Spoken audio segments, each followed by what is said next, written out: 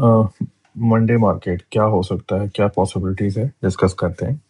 सबसे पहले चार्ट देखेंगे यहाँ पे। इफ यू रिमेम्बर, ये मैंने पोस्ट किया था फ्राइडे को भी कि ये चैनल में आके ये रिवर्स कर रहा है अभी। ठीक है, भले ही मंडे फ्राइडे को यहाँ पे गैप डाउन होने के बाद में इसने रिकवर कर लिया, candle is not that bearish, but इसको हम डिकोड करेंगे एफएनओ के डेटा के हिसाब से अभी। बट अगर मैं सिंपली अगर चार्ट की बात करूं, तो एक तो ये अभी एक इम्पॉर्टेंट आपका रेजिस्टेंस बन चुका है जो 24,100 था, जो मैं कब से बोल रहा हूँ। अब यही डिसाइड करेगा आपका आगे का मूव क्या है, कितना होगा। यहाँ से अगर क्रॉस करता है तो हम उसके बाद फ्रेश लॉन्ग्स का डिस्कस करेंगे। अभी के लिए तो फ्रेश लॉन्ग्स अवॉइडेबल है, बट क्या शॉर्ट्स लेना यहाँ पे सही है, ये अलग बात है। ये डिस्कस करते हैं, डिकोड करते हैं। अगर आप यहाँ पे देखो तो ये तो सब क्लियर है कि चैनल पे ये अभी रेजिस्ट कर रहा है, हम लोग टॉप चैनल पे खड़े हुए हैं। अगर मैं इसको आरएसआई के साथ देखता हूँ, अगर आप आरएसआई सिंपली एक यूज करते हो जस्ट टू सी कि कितना ओवरबॉट ओवरसोल्ड हो चुका है, तो मैं अगर यहाँ देख रहा हूँ ना, तो ये कम से कम दिसंबर से तो एटलीस्ट ये 60 के जब से नीचे आया था। अगर मैं यहाँ से ये लाइन ड्रॉ करता हूँ, ठीक है, तो यहाँ से अगर मैं देखूं कि ये तब से 60 के ऊपर ये सरवाइव कर ही नहीं पा रहा है। जब भी ये 60 लेवल पे जाता है, तब भी प्राइस कहीं ना कहीं से रेजिस्टेंस बना के नीचे आ जाता है। ठीक है, आप हम बात कर रहे हैं अभी ये 26,400 से। हम 26,400 पे भी क्रॉस नहीं कर पाए थे, 60 एंड अबव क्लोज नहीं कर पाए थे। तब से जब भी प्राइस नीचे आते जा रहा है या साइडवेज में चला गया अभी, तो तभी भी ये 60 ने हमेशा रेजिस्ट किया हुआ है। अभी भी 60 के ऊपर गए और हम नीचे आ गए, और उसी ही टाइम पे ये चैनल प्राइस भी चैनल में अटका। और यही रीजन था मेरा ये बोलने का कि 24,100 थोड़ा भी डिफिकल्ट हो सकता है। अब इसको हम कंबाइन करते हैं अपने एफएनओ के डेटा के हिसाब से, ताकि you have a both confirmation. तो अगर मैं अभी यहाँ पे ओआई प्रोफाइल देखता हूँ, तो मंडे को हम जब भी फ्राइडे को हम देख रहे थे कि यहाँ पे अभी 24,000 का जो रिवर्स हुआ था बैक टू 24,000 अबाउ, तो यहाँ पे अभी भी पुट हैवी है। यानी अगर आप पुट का नंबर देखोगे तो 96 लैक्स है, और कॉल का नंबर देखोगे तो 91 लैक्स है। ठीक है, विच इज टू से कि ये जो फ्राइडे क्लोजिंग था ये प्रॉपरली अबाउट 24,000 हुआ था। अब अगर बट यहाँ अगर आप ऊपर देखोगे, जो बड़ा चीज हुआ था फ्राइडे को, वो था कि अबाउट दी ये 24,000 भी राइटिंग अच्छी खासी हुई है। ठीक है, मतलब ये 91 लैक्स है, तो यहाँ पे भी 70 लैक्स है, 83 लैक्स है, मतलब ये है। But on the put side आपको कुछ बड़ा पुट राइटिंग नहीं दिख रहा है कि ये इन राइटर्स को डिफेंड कर सकेगा।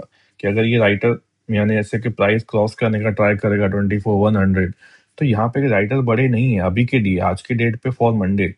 बट अगर ये सिचुएशन रिवर्स हो जाती है, ठीक है, रिवर्स होके मतलब ये जितने रेजिस्टेंस यहाँ पे बिल्ड हो रहे हैं 80 लाख 70 लाख 70 लाख, यही मैं रिवर्स देखता हूँ जो है आपके पुट साइड पे, तो उतने रेजिस्टेंस बड़े नहीं है।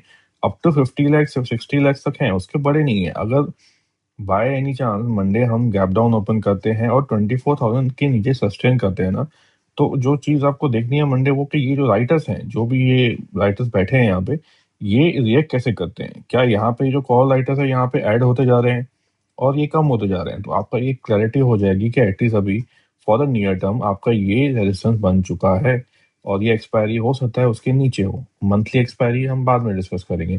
और उसके बाद जो बड़ा सपोर्ट है विच इज आफ्टर 24,000, वो आपका 23,500, which is nearly that same, तो 94-95 लैक्स है, यहाँ पे 96 लैक्स है। तो एटलीस्ट आपका ये विंडो ओपन हो जाती है। ये विंडो कंफर्म कब होगी, जब यहाँ पे और कॉल कॉल राइटिंग दिखती है और ये जो पुट राइटर से थोड़े कवर करते हैं। ठीक है, हमेशा मैं बोलता हूँ कॉम्पोजिशन पे फोकस करो। कॉम्पोजिशन अगर चेंज हो रही है, तो आपके पास एक क्लैरिटी रहती है कि हाँ भाई, यहाँ पे अभी ये रेजिस्टेंस जेन्यून है, ये मेरा स्टॉप लॉस है। ठीक है, फ्रॉम जस्ट से कि अगर मुझे क्या डिफाइन करना है मेरा स्टॉप लॉस। और हम इसको थोड़ा अभी और देखते हैं कि एफआई का डेटा क्या हुआ है। एफआई का डेटा अगर मैं रॉ डेटा देखता हूँ, तो पहले थोड़ा इम्प्रूवमेंट हुआ फ्रॉम 12 जून ऑनवर्ड्स देखोगे तो अच्छा खासा ये चेंज हुआ, बट अभी फिर से हम लॉन्ग थोड़े कम होना शुरू हो चुके हैं। ठीक है, अगर मैं सिर्फ ऑप्शन डेटा के चेक करता हूँ, तो आप देखोगे यहाँ पे एफ ने कॉल शॉर्ट करके दी है, और उनके जो पुट्स हैं अभी भी लॉन्ग है, यानी वो पुट्स लेके बैठे हुए हैं थोड़े बहुत। बट उनके मतलब पोजीशन में बड़ी बेयरिश नहीं बोलूंगा, वो बेयरिश है। और वहीं पे ही जो अपने रिटेलर्स हैं वो लंबे लॉन्ग्स लेके बैठे हुए हैं और उन्होंने पुट शॉर्ट भी किया हुआ है। तो अगर मुझे कनेक्ट करना है कि वो जो मैंने पुट राइटिंग देखी बिलो 24,000 जो 50 lakhs 30-40 lakhs थी, तो हो सकता है वो ये सब रिटेलर्स करके गए हो।